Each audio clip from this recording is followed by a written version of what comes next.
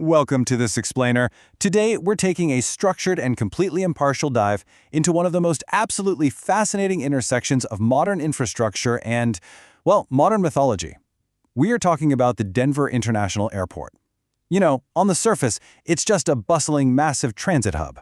But just beneath that surface, and honestly, sometimes glaring right at you in the middle of the main terminals, lies this incredible web of bizarre conspiracies that are perfectly tangled up with entirely mundane, bureaucratic realities. So, we're going to separate the facts from the fiction and explore exactly how everyday construction hiccups ended up birthing decades of legendary rumors. Okay, let's dive into our flight manifest for today. We'll start with number 1, a very bumpy takeoff. Then 2, secret societies and capstones. 3, cursed art and murals. 4, bunkers, runways, and lizards. And finally, number 5, why the myths persist. Let's kick things off with section 1, a very bumpy takeoff, the real-world logistical nightmare. $2 billion. Now, just to be clear, that is not the total cost of the airport. That is how much the project went over budget. It's an absolutely staggering number. I mean, when a massive civic project blows past its intended budget by $2 billion, people naturally start asking some pretty big questions. Like, where exactly did all that money go? What on earth were they actually building to rack up a bill that high? And it wasn't just a matter of the money either. The entire project was delayed by an agonizing 16 months. In the world of massive civil engineering, a delay of over a year is a huge red flag. It signals a catastrophic breakdown in logistics. The sheer, unprecedented scale of this failure meant that the public was just constantly watching, waiting, and wondering what was taking so incredibly long behind all those construction fences. So let's put these pieces together. The airport finally opened its doors in 1995, but only after those unprecedented delays, that mind-boggling budget overrun, and a highly touted automated baggage system that, notoriously, didn't work.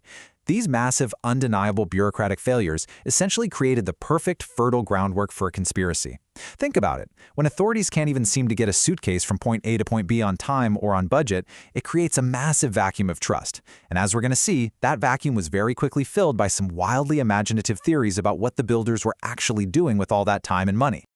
Moving right along to section 2, secret societies and capstones, the evidence in stone. So for anyone out there actively looking for a conspiracy, the airport quite literally carved its very first piece of evidence right into the building.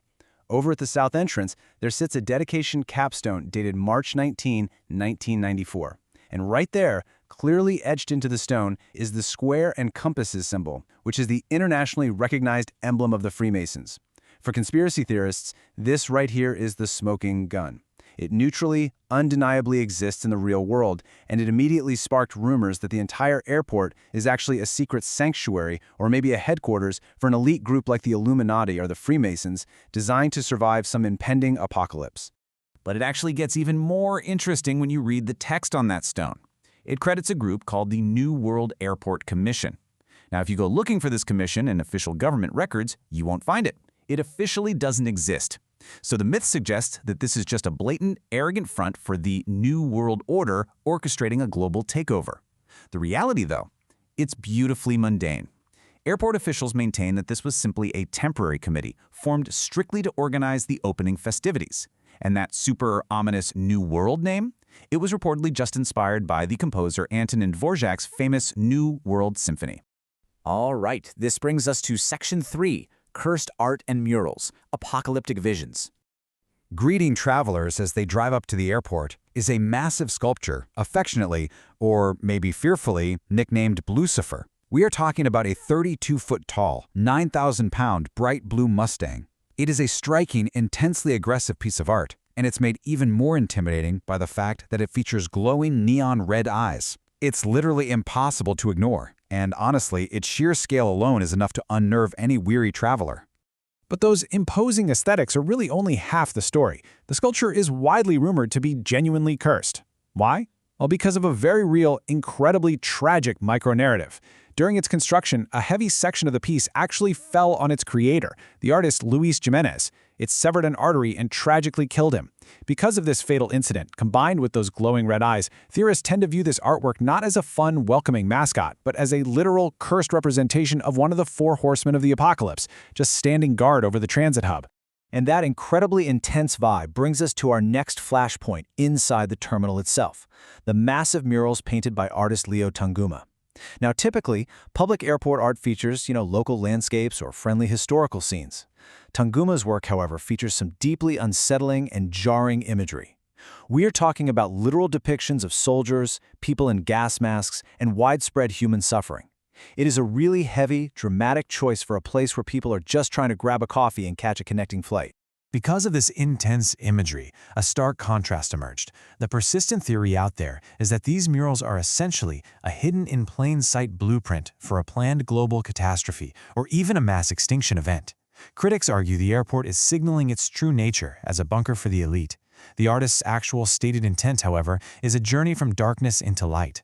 Tanguma intended the murals to reflect very real societal challenges, for sure, but ultimately, they were meant to showcase a vision of humanity overcoming those exact challenges to achieve true world peace. Which brings us to Section 4, bunkers, runways, and lizards, going underground. So the really crucial point here is neutrally comparing what people imagine is happening in the dark versus what is actually documented. Beneath the airport is this vast, sprawling network of underground space. Now, the wild claims suggest these tunnels are home to shape-shifting lizard people, or that they act as a high-tech secret bunker for the global elite to ride out the end of the world. But the documented reality points right back to the very beginning of our explainer. Those tunnels were excavated for that wildly expensive, incredibly flawed automated baggage system we talked about earlier. It never functioned correctly and essentially had to be abandoned in place. So, going from the deepest tunnels back up to an aerial view, we really have to ask ourselves, when you look at the layout of the runways from above, are you seeing a sinister fascist symbol, or are you just looking at simple efficiency? This is a highly debated topic. From the sky, the runway layout definitely bears a resemblance to a swastika, which theorists claim is a deliberate homage to a fascist regime. However, airport officials consistently explain this away with pure, practical civil engineering. The pinwheel shape, they report, is actually the most brilliantly efficient configuration possible for a major transit hub. It allows air traffic controllers to safely manage multiple takeoffs and landings simultaneously, regardless of which direction the region's notoriously tricky, inclement winds happen to be blowing. So, it's not a dark tribute at all. It's literally just weather management. Let's move to our final section, Section 5, Why the Myths Persist, the Psychology of Conspiracy. It's definitely worth highlighting that this efficient design holds true, quote, regardless of what the human brain, ever eager to find patterns, might perceive from an aerial photograph. Honestly, this right here is the key to this entire explainer. The Denver International Airport basically serves as a massive canvas for human psychology. You see, our brains are innately wired to find patterns, to connect dots, and to try and make sense of things that feel chaotic. When we're faced with confusing public art, massive bureaucratic inefficiencies, and seemingly random symbols, our pattern-seeking minds often prefer a grand, sinister narrative over the, well, kind of boring reality of construction delays and misunderstood artistic expression. Which leaves us with this final thought. The officials at Denver International might just view these enduring myths as a minor annoyance, but they brilliantly showcase how a few missteps and some bold design choices can capture the public imagination for decades. It really makes you wonder, how often does our deep fascination with the unknown make us search for hidden meanings in everyday chaos? What patterns are you eagerly finding in your own world that might just be, a modern baggage system gone wrong? Thanks for joining me on this explainer, and keep questioning what you see.